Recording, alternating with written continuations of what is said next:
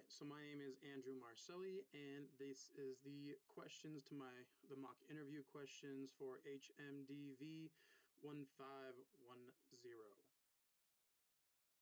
So, what interests me in this position? The position that I chose is a systems support administrator at Pearson. So, what interests me in this position is the fact that I would be teaching people for different IT services and things like that that I've already learned. I really like, for one, working with technology, but I also like teaching and teaching what I've already learned and sharing my experience with others. What do I know about the organization? I know that Pearson is a online school that works mostly online with people doing IT and doing technology certifications, a bunch of different things like that in a bunch of different fields for IT, and I would just love to be a part of that type of organization. Given my lack of direct experience, how do I feel my education translates into the role? So even though I haven't directly worked with people like this online, I've worked with people a lot in person throughout my jobs. A lot of times I am the go-to person when people have problems with their computers or the servers at my work and everything, and they ask me to help out. So it's something I enjoy, and I would just like to do that on a larger scale to help people out. The next question is, given your lack of direct experience, how do you feel your prior work experiences translate into this role? Well, I guess I kind of just answered that question. Again, people constantly come to me and ask for help at work. So I guess I'll go back to the previous question. How does my education translate?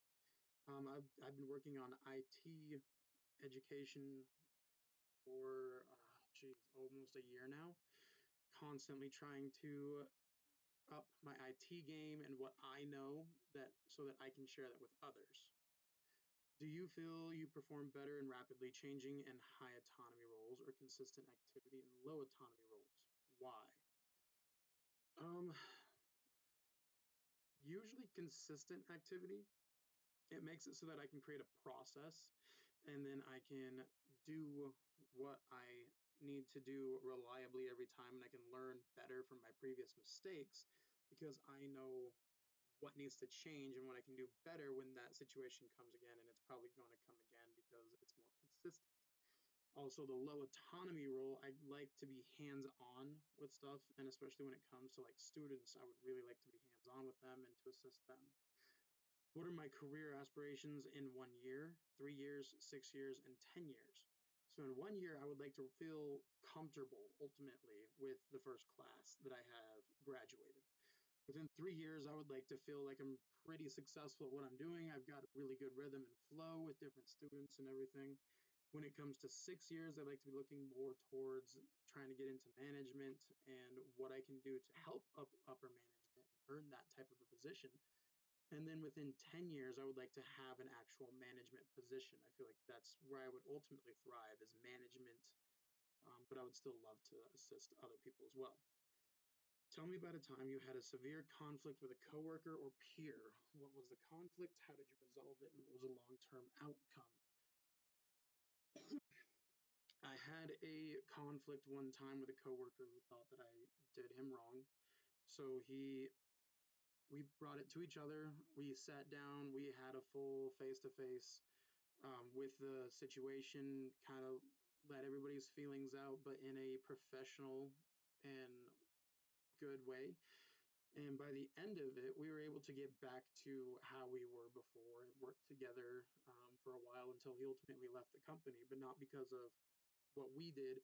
He just found a better position that worked better for him in the long run. Tell me about a time when you had to make a high level decision on your own. What was the circumstance? How did you come to your decision, and what was the outcome?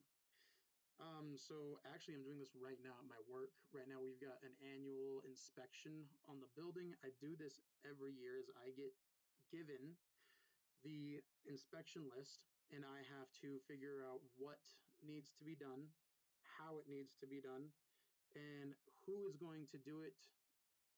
It's a pretty big thing because we have to pass this every year. If we don't pass, we get in trouble by the retailer.